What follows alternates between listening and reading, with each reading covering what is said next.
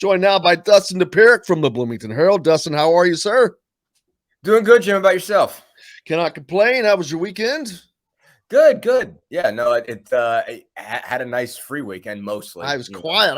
It was so weird. It was a nice so little weird. bonus. Nice little bonus thanks to the scheduling shakeup that allowed us to bounce around a little bit. So unfortunately, though, that means it's going to be busy as hell for the next week. It is. Yeah. We're gonna be rolling. Lots of games, and that starts tonight with Indiana traveling to Columbus to take on the Buckeyes, a team that they've beaten soundly. And I was talking to Don Fisher and Charlie Miller in the previous segment and had the stats pulled up. I mean, they beat Ohio State soundly at home. Of course, that always makes a big difference. They go on the road, but Ohio State's kind of, I don't want to call them a wounded animal right now, but they're in a little flux. They lost their last game at home. I don't know if they're subject where they are mentally, but if I thought Indiana was a stronger team mentally, I'd say Ohio State is definitely in trouble in this game, but I don't know where Indiana is. Yeah, I mean, that's definitely the issue. Indiana in this case has the benefit of the fact that Ohio State it has to throw a lot of games in a short amount of time. I mean, like they're obviously, they had to play that makeup game on Saturday. I mean, they're catching up is the issue. So I mean, I don't know if it's 3 games in 6 days or 4 games in 8 days. I'm currently scrolling through the schedule to come up with the specifics of this answer, but the point is that they have to play a lot of games really quick. So since the 15th, this is their 3rd game in 6 days, and I think they play another one on Thursday. So they're right in the middle of a really tough stretch, and I think obviously there's some physical toll there, and I think that's really the driving force issue, and Indiana has to take advantage of that, frankly. And obviously the first time around they were fortunate also that that was Ohio State's 2nd game after their COVID pause, basically. So, they had a big break in the action, hadn't played a lot of games, but a lot of them had COVID. So they were also not 100% at that point. There was, serious, a lot of those guys had been sick and had gone through it. So they were still getting their win back, still getting their sort of endurance back. And Indiana obviously took advantage of that fact. I mean, Ohio State didn't seem to be 100%, but Indiana needed that game. Indiana played with a lot of fire. Indiana took advantage, and they had to do it again. It's a different reason. Obviously, it's a different kind of fatigue. It's not illness fatigue. We just played a lot of basketball games fatigue, so it's probably easier to find it back and to get your win back. But yeah, I mean, after they got handled by Iowa at home, I think that's their first loss at home. This is the time to pounce on Ohio State if you're Indiana, but Indiana obviously just has to get right. They had to be able to shake off that Tuesday game, take the lessons from it, positive and negative, and be able to play a better basketball game. But I think what looks well for them is that it's not a bad matchup for them. I think one of the most important things I kind of always look for is do you have a defensive matchup for their best guy? And in this case, Indiana does. I mean, Indiana has defensive options for E.J. Liddell and Race Thompson and Jordan Geronimo.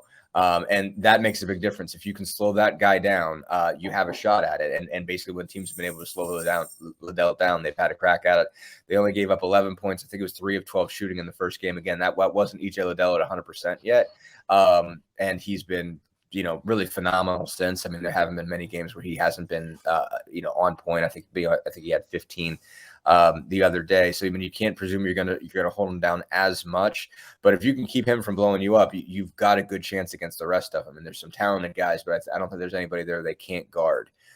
So that I think gives them a fighter chance. They need some offense this time. They need their guards to play well. They desperately need Xavier Johnson to play well in this one, especially if Finney's definitely out, and it seems like Christian Lander might be too. You're rolling with 1 point guard, and X needs to play really, really well. Well, not only does he need to play well, but he's going to have to play smart. And by that, I mean staying out of foul trouble. They cannot have him getting in foul trouble, obviously, with being thin at the guard spot. Something they'll need to do. But you hit the nail on the head. They have to have offense.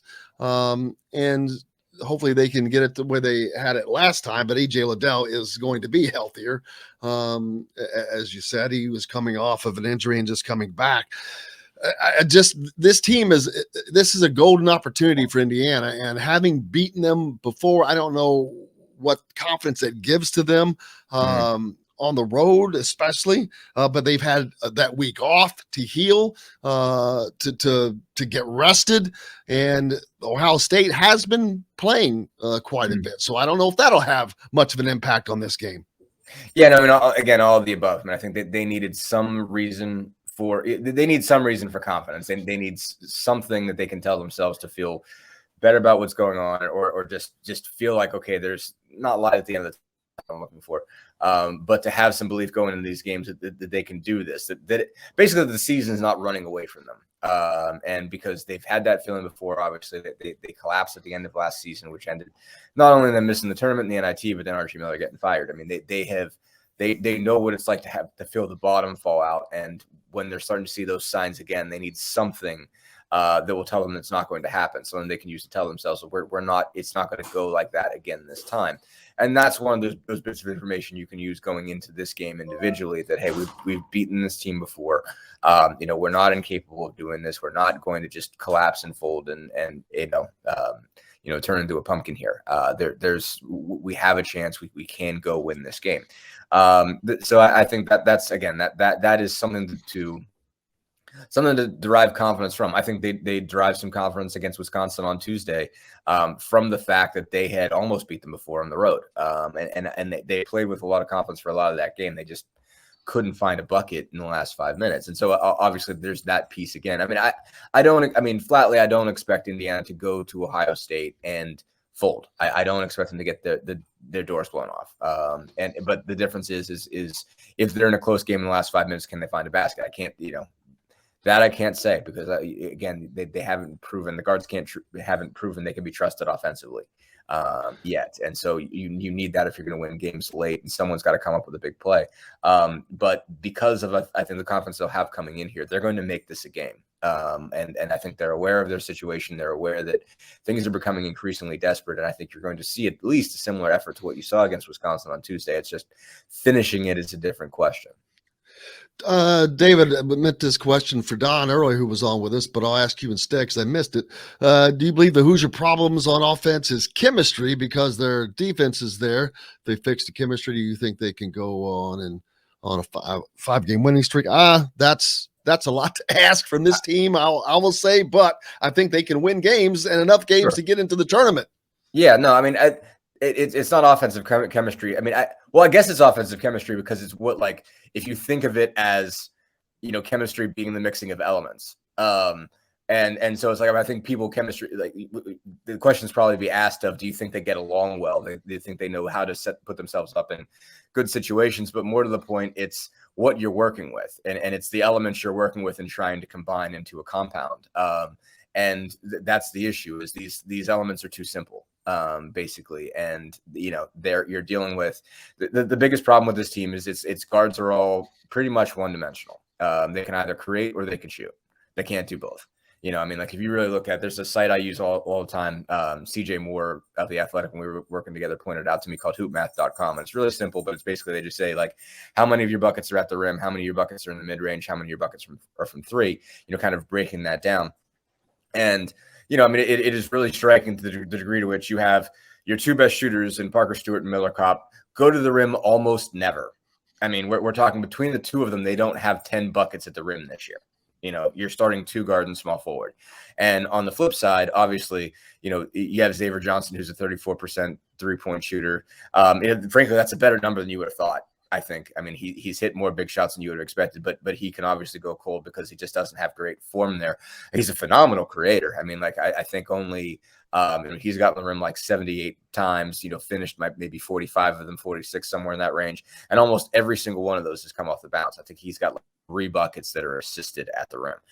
So that tells you he's creating his own a lot. He's getting the rim a lot, but his 2-point jumpers aren't great. His 3-point jumpers certainly aren't great.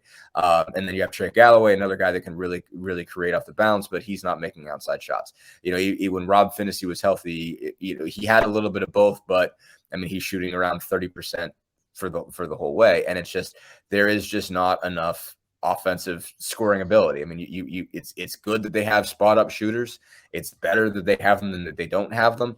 But they had guys who were better at creating their own and making shots last year. For as much as we talked about how bad that offense was, Armand Franklin and Al Durham were both guys that could create their own space to hit threes, and they don't necessarily have that. So I mean, that's what you see at a breakdown at the end of the game is you don't really have an answer, and Xavier Johnson gets a huge amount of space to hit that three. I mean, Trace Jackson Davis makes what in a vacuum is the smart play. He brings, practically three defenders together and goes and finds the open man, finds out whose guy is cheating down and tries to make him pay for it and gets the guy a wide open shot, but he missed it bad. Trey Galloway was another situation, previous opportunity that they did a good job of moving the ball, finding the open man. He had two defenders coming at him, but had plenty of space to make a three. And was just off, and those guys just it's a good play in a vacuum, but it's not necessarily a great play when you look at that guy's shooting from three. And so teams are defending that way. They're not leaving guys like Miller Kopp and Parker Stewart, but they're giving space to guys like Galloway and trusting that if they give them enough space, they're not going to be able to get beat off the dribble. So there's just not enough firepower, diverse firepower in the backcourt to burn somebody. And it's, it is chemistry in the sense that you just don't have the elements. Yeah, I remember looking at the Big Ten statistics just days ago, and I believe Indiana is last in 3-point shooting, which would surprise no one. But that's here they are right here. Yeah. Defensively, of course, they're great. They're number one, but in 3-point shooting, they're dead last. 3-point field goals per game. That puts them last in the Big Ten. Yeah.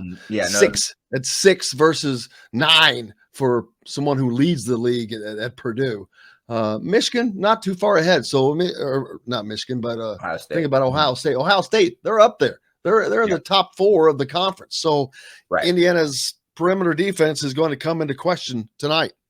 Yeah, no, absolutely. Ohio State's got some guys who can burn you, but they did a pretty good job the first time. Malachi Branham's a tough guy to deal with. Jamari Wheeler's a tough guy to deal with. Justin Irons is a tough guy to deal with. Irons obviously can make threes. I mean, that's what he's out there for. So they have a bunch of guys. Now, they don't have – I mean, I think Branham's going to be really good. Branham is going to be that guy that can create and burn you, eventually. He's pretty good right now. He's going to be really good eventually. But, again, I don't think they have anybody that Indiana can't guard. And on the flip side, I mean, I think they have all the pieces to defend you. And I think, for as much as they're lacking elements on offense, they have every element you need to be a really good defensive team. I mean, I think Rob Finney being out has been a significantly painful thing. And he is a guy that would really make a difference in a game like this. But with Johnson and Galloway out front, there's nobody. And then with Thompson and Geronimo playing the 4 and Jackson Davis at the 5, there's nobody on Ohio State's roster that Indiana can't guard. They can guard Liddell, they can guard Branham, they can guard Zed Key, they can guard Kyle Young, they can guard Jamari Wheeler, they can guard Justin Irons, they can guard Michi Johnson. All of those guys, Indiana can guard. Indiana has a crack at it. Again, like I said, I think not having Finney costs you some depth, but I mean, I think you're still getting better defense out of Tamar Bates than you had been. Lander being out might help you, frankly, on the defensive end. I mean, I think he's still creating things on offense, but I mean, they're attacking him on defense. I mean, they are noticing him out there and they're saying, "Let's go at Lander." That definitely happened in the last game for sure. So not having him out there might be beneficial defensively. Again, I think he's getting to be a better offensive player. I mean, I think there are some people that are ready to write the kid off, and I'm not. I think he's still got a chance to be really good, but defensively, he's still not there. And especially against a bigger guard, they are attacking him. So if he's not on the floor, then okay, that's one less guy you can attack. But again, that's one less body out there. You're gonna need a guy like Anthony Leal to defend. He's gonna be able to have to get out there, and he's probably gonna have to play some minutes, and he's gonna have to guard somebody. So I think that's really important. But their main guys they're gonna put out there, they're gonna be able to play defense well enough. I mean, Parker Stewart and Miller Kopp aren't great defenders, but they're the type of shooters that can run around with guys like them.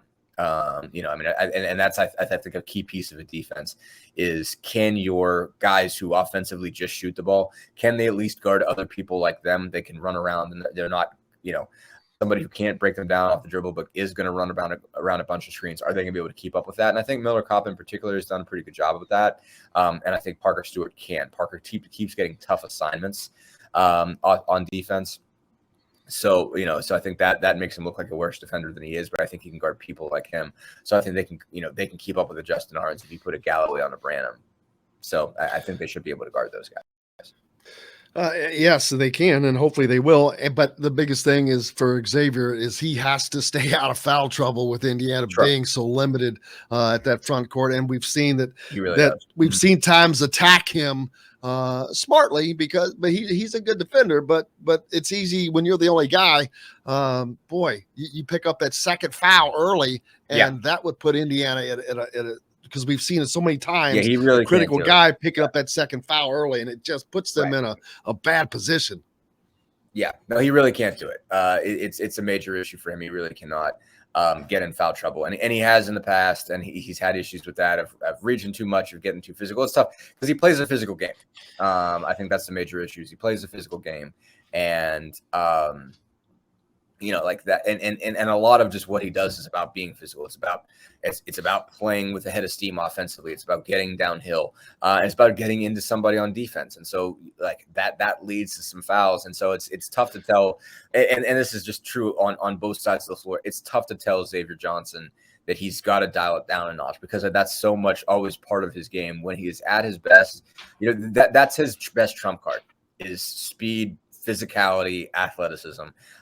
That's the part with him that's tough to stop. I mean, like you really, and I think because of some of the mistakes he makes, I think he's not appreciated as well as he ought to be, because there's moments when you see that he's got a gear that nobody else on the team has had, and nobody else on Indiana's team has had in a while.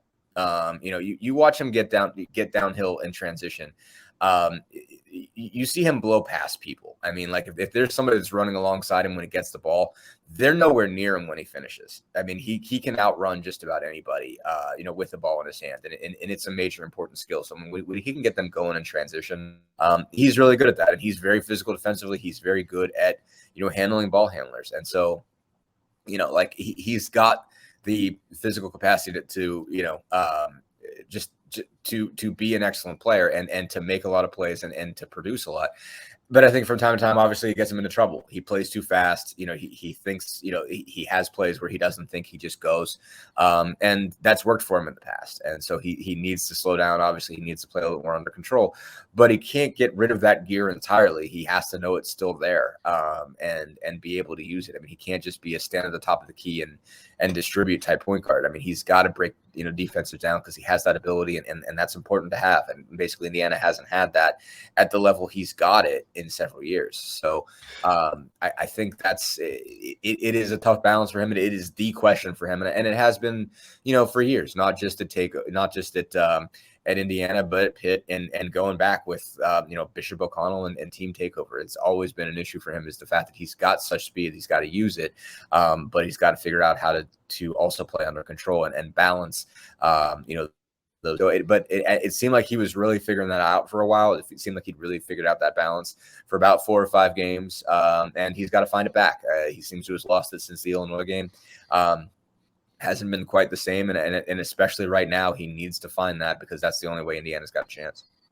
Yeah, he's in a bad position because he does have to play with, I don't want to say blinders, but like I think it was the Northwestern game where he had 3 fouls. Out in the Northwestern game. Remember, he was suspended 5. Okay, that's right. What game was it where he had 3 fouls and he drew the 4th foul just completely unnecessarily, 30 feet from the ball out in the front court? But Michigan State. And that was a tough one. I mean, that 4th foul was tough. I mean, he got picked, and I don't know if he put a little bit more into, hitting the guy on the screen than he needed to. But not a lot. I mean, that was kind of a cheap one to give somebody their 4th foul. But yeah, I mean, he picked up a couple early, and you can't do it. I mean, like, especially if you don't have backups, and again, Trey Galloway, I think, has played, phenomenal basketball for Indiana this year. Not quite at this point. Still needs to learn that position. Has gotten thrown in the fire in a couple of games. Johnson is a point guard. He's used to running all the plays. He's used to getting people involved. And Galloway can. I'm not saying. I mean, obviously, and Galloway is a coach's kid, so it's not like he doesn't know things. It's not like he isn't a high IQ player. He's a very high IQ player. But he's a little, like 6'5", a little bit bigger, a little bit more rigid. It's easier to take the ball from him than it is to take it from Johnson. And again, he's just still figuring it out on the fly, and you'd just rather not be doing that in February. You know, he'd rather not have a guy out there that's figuring out point guard on the fly in February. You know, like he's done really well as a 2. He's guarded really well as a 2. Defending at the 1 is different. You know, in terms of where you're getting screened, where that's coming from. I think he's done an excellent job of figuring out what he has to do or where the screens are coming from when he's a 2 or a 3 and guarding a 2 or a 3. And he's running off these double staggers and you know, just running around the perimeter and trying to chase this guy. You know, it's different when it's a 1-5 screen and you know, you're trying to lock in on a guy with the ball in front of you and there's a 250-pound dude that's just coming at your side. You know, and you need to know when it's there. It's a different kind of screen, and knowing how you're gonna jive with the big man, you know, next to you. I mean, he hasn't been in as many of those situations this year, and he's still getting used to it. So the bottom line is Xavier Johnson has to limit those situations because Galloway is going to have to play the 1. You know, I think they're saying Bates and Leal. Galloway's your next best option if Lander can't play. For sure. And so, but it's a tougher situation for him. So you want to limit those point guard minutes for Galloway and get as many for Johnson as you can. He's got the endurance for it. He's a guy that can play 40. It's just he can't, you know, fouls are an issue and he can't pick them up.